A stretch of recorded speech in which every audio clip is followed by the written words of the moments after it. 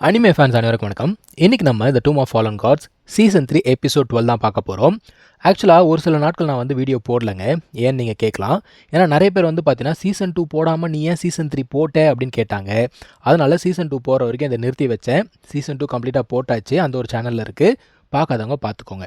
So போன episode எங்கே முடிஞ்சிருக்கோன்னா, அந்த லின் ஃபேமிலியை சேர்ந்த லெவல் 5 வாரியர் அவங்ககிட்ட தான் எல்லாருமே சண்டை போட்டுட்டு இருந்தாங்க. அவனுக்கு பார்த்தீங்கன்னா நம்ம ஃபேரி பாய்சன் அப்படிங்கிறது கொடுத்துருந்தாலா. ஸோ அவன் வந்து இப்போ பாய்சனால் அஃபெக்ட் ஆகிருக்கான்.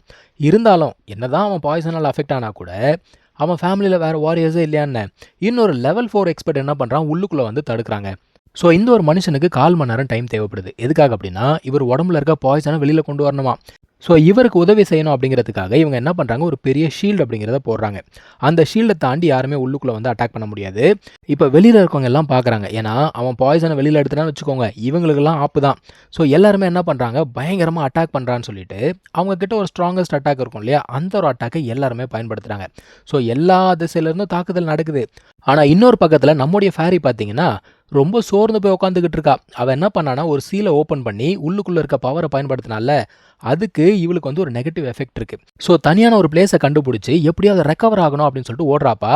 நம்ம ஹீரோ பார்த்துட்டான், விடாதரா தோர்த்துறான்னு சொல்லிட்டு பின்னாடியே போகிறான். ஃபேர் என்ன பண்ணுறான், அந்த காட்டுக்குள்ளே அப்படியே தட்டு தடுமாறி நடந்து போய் கீழே விழுந்துடுறா. அவள் கண்ணு திறந்து பார்த்தா இந்த 2 ஜீவன் முன்னாடி நிற்குமா. என்னடா பண்ண பார்க்குறீங்க அப்படின்னு சொல்லிட்டு அட்டாக் பண்ணுறா. இருந்தாலும் அவன் உடம்புல தெம்பு கிடையாது. நம்ம ஹீரோ என்ன பண்ணுறான், அலைக்கா பிடிச்சிட்றாங்க. ஸோ நம்ம ஹீரோக்கும் தெரிஞ்சு போச்சு, அப்போது உன்னோட சீலை வந்து நீ ரெக்லெஸ்ஸாக ஓப்பன் பண்ண முடியாது, ரைட்டு மாட்டிக்கிட்டியா அப்படிங்கிறான் இந்த டிராகனை. அவகிட்ட என்னடா பேச்சு உனக்கு, சீக்கிரம் முடிச்சு விட்றா, அந்த ஒரு லோட்டஸ் பிளாட்ஃபார்ம் எனக்கு தேவைடா அப்படிங்குது. ஃபேரி வந்து வேண்டாம் எதுவும் பண்ணாத அப்படின்னு சொல்கிறா. இவன் என்ன கேட்குறான்னா, சரி உன்னை நான் கொல்லக்கூடாது அப்படிங்கிறதுக்கு ஒரு காரணம் சொல்லு அப்படிங்கிறான். அவன் என்ன சொல்கிறா, இந்த இடத்துல நான் ஏகப்பட்ட பேரை கூப்பிட்டு வந்திருக்கேன், நான் மட்டும் காணாமல் போனேன்னு வச்சுக்கோ, ஏன் கண்டிப்பாக இன்வெஸ்டிகேட் பண்ணுவாங்க, நீ இந்த உலகத்தில் எந்த மூளைக்கு போனாலும் தப்பிக்க முடியாது அப்படின்னு சொல்கிறா. நம்ம ஹீரோ பார்க்குறான், எது தப்பிக்க முடியாதா, அந்த நொன்னையெல்லாம் நான் பார்த்துக்கிறேன் அப்படிங்கிறான். பேசிக்கிட்டே இருக்கும்போது பின்னாடி பார்த்தீங்கன்னா பயங்கரமான சண்டை இன்னும் நடந்துக்கிட்டு இருக்கு. ஸோ இவளுடைய பவர் கண்டிப்பாக தேவைப்படுது. நம்ம ஹீரோ என்ன சொல்கிறான், உனக்கு நான் 2 சாய்ஸ் தரேன். ஒன்று, உன்னை நான் ஹீல் பண்ணுறேன், ஹீல் பண்ணி முடித்த உடனே நீ மறுபடியும் உன்னோட சீலை அன்சீல் பண்ணி அவங்க கூட சண்டை போட உதவி செய். இல்லை ரெண்டாவது, இங்கேயே உன்னோட கல்டிவேஷன் மொத்தத்தையும் நான் எரேஸ் பண்ணிவிட்டு இந்த டிராகன் கிட்ட உன்னை ஒப்படைச்சிருவேன், எப்படி வசதியா அப்படின்னு கேட்குறான். இன்னொரு பக்கம் பார்த்தீங்கன்னா எல்லாருமே அட்டாக் பண்ணால் கூட அந்த சீலை ஒன்றும் பண்ண முடியல. இவனால் பாய்சனை வெளியில் எடுக்க முடியல. இப்போ இவன் என்ன சொல்கிறான், எனக்கு வந்து பிளட்டு தேவைன்னு சொல்லிட்டு அவங்க ஆட்கள் ரத்தத்தையே அவன் எடுத்து யூஸ் பண்ண ஆரம்பிக்கிறான். ஸோ கொஞ்சம் கொஞ்சமாக அவன் வந்து ஹீல் ஆக ஆரம்பிக்கிறான். இப்போ இவனை வந்து விடக்கூடாது இல்லையா, இவங்கெல்லாம் என்னமோ பண்ணணும்னு பார்க்குறாங்க, முடியல. அந்த சமயத்தில் சென்னான் வேகமாக வந்து என்ன பண்ணுறான், அந்த ஒரு ஷீல்டை உடைக்க அதை தொடர்ந்து நம்ம ஃபேரி என்ன பண்ணுறான்னா உள்ளுக்குள்ளே வந்து பயங்கரமாக ஒரு தாக்குதலை பண்ணுறாப்பா. இருந்தாலும் அவளால் பார்த்தீங்கன்னா ரொம்ப நேரத்துக்கு இந்த தாக்குதல் அப்படிங்கிறத பண்ண முடியாது. அவளால் முடிஞ்ச வரைக்கும் அடிக்கிறா. அதுக்கப்புறம் சென்னான் என்ன பண்ணுறான், ஒருத்தன் பிளட் டொனேட் பண்ணிட்டு இருந்தால அவனை பிடிச்சி க்ரஷ் பண்ணிட்டான்பா, மொத்தமாக அவன் காலி. ஸோ இப்போ இவருக்கு பிளட்டும் கிடைக்காது. ஸோ இந்த சான்ஸை பயன்படுத்தி மற்றவங்க எல்லாம் என்ன பண்ணுறாங்க, எகிரி குதிச்சு அவனை அட்டாக் பண்ண ஆரம்பிக்கிறாங்க. இப்போ ஃபேரி வந்து கீழே விழுந்துட்டால, இவளை என்ன பண்ணுறான் சென்னான், அப்படியே தூக்கி அந்த டிராகன் மேலே வச்சு அங்கேருந்து தூரமாக அமுச்சு விட்றான். அது எங்கே கூட்டு போகுது அப்படிங்கிறது தெரியல.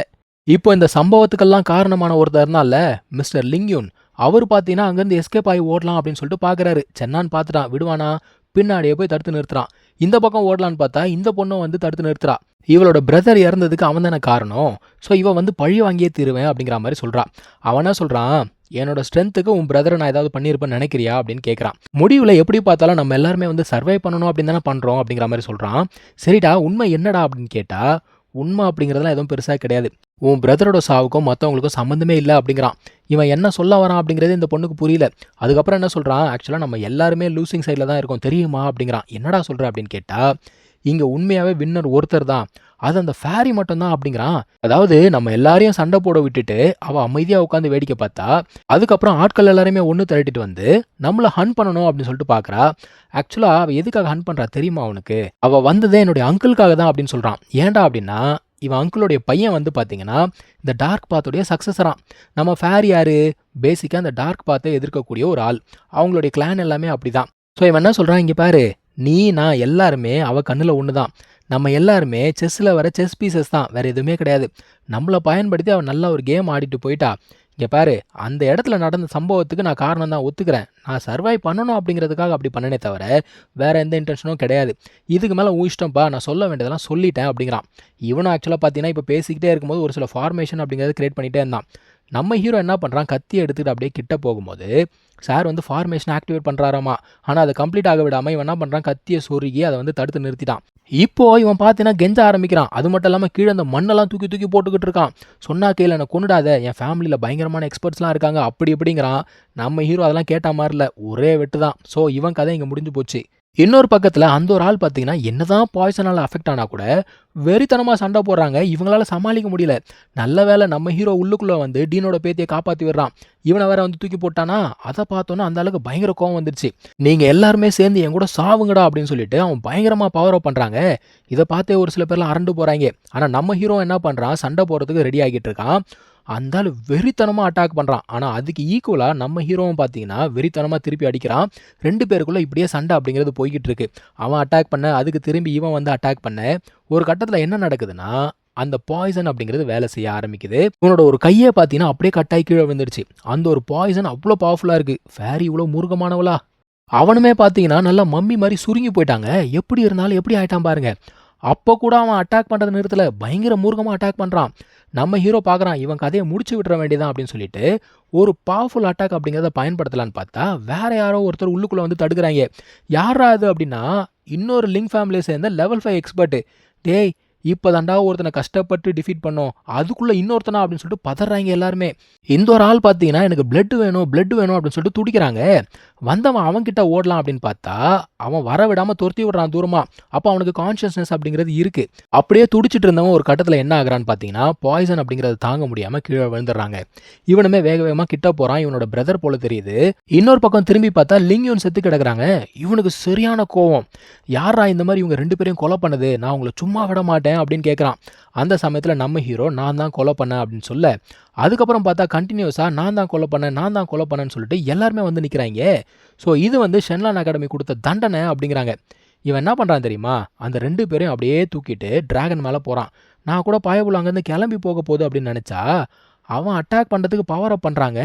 எல்லாருமே செத்து போங்கடா அப்படின்னு சொல்லிட்டு ஒரு பவர்ஃபுல் அட்டாக் அப்படிங்கிறத யூஸ் பண்ணுறான். இவங்களுமே என்ன பண்ணுறதுன்னு தெரியாமல் அப்படியே நின்றுட்டு இருக்காங்க.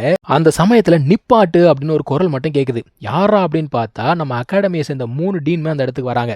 இவங்களை பார்த்த உடனே இவங்க கொஞ்சம் பதறி போகிறாங்க. ஏன்னா 3 டீனுமே ஓரளவுக்கு பவர்ஃபுல் தானே. இது பத்தாததுக்கு ஏகப்பட்ட எக்ஸ்பர்ட்ஸ் அந்த இடத்துக்கு வர ஆரம்பிக்கிறாங்க. யாரா இவங்கெல்லாம் அப்படின்னு பார்த்தா, இதுக்கு முன்னாடி இந்த அகாடமிலேருந்து வெளியில் போயிருப்பாங்க இல்லையா, படித்து முடிச்சுட்டு, அவங்க எல்லாருமே இந்த இடத்துக்கு வந்திருக்காங்க. இப்போ நம்ம டீன் கேட்குறாரு, எதுக்காக எங்கள் அகாடமி ஸ்டூடெண்ட்ஸை நீ வந்து காயப்படுத்தணும்னு பார்க்குற அப்படின்னு கேட்குறாரு. அவன் என்ன சொல்கிறான், என் நெஃப்யூவை வந்து கொண்டிருக்காங்க, என்னுடைய பிரதரை வந்து காயப்படுத்திருக்காங்க, அதுக்கு நான் நியாயம் கேட்க வேண்டாமா, இது வந்து தப்பா அப்படின்னு கேட்குறான். இப்போ டீன் என்ன சொல்கிறாரு, தப்பு கிடையாது தான், ஆனால் ஒன்று மட்டும் சொல்கிறேன், அவங்க சாக வேண்டியவங்க, அவங்களுக்கு கொடுக்கப்பட்ட தண்டனை அப்படிங்கிறது நியாயமானது. எங்கள் அகாடமி ஸ்டூடெண்ட்ஸோடைய தலைமுடியில் கையை வச்சா கூட எங்கள் அகாடமி மேலே கையை வச்சா மாதிரி பார்த்துக்கோ அப்படிங்கிறாரு. இவனால் ஒன்றும் பண்ண முடியலங்க. பயங்கரமாக வெறித்தனமாக கத்துறான். அவன் என்ன சொல்கிறான், ஒரு நாள் கண்டிப்பாக திரும்ப வருவேன், உங்கள் எல்லாருக்கும் இருக்குடா அப்படின்னு சொல்லிட்டு அங்கேருந்து கிளம்பி போகிறான். இப்போது நம்ம ஹீரோ எனக்கு ஒரு முக்கியமான வேலை இருக்குது அப்படின்னு சொல்லிட்டு அங்கேருந்து கிளம்பி போகிறான். அது என்ன அப்படிங்கிறத நம்ம அடுத்த எபிசோடில் பார்க்கலாம். தேங்க்யூ ஸோ மச் ஃபார் வாட்சிங். Take care. பை.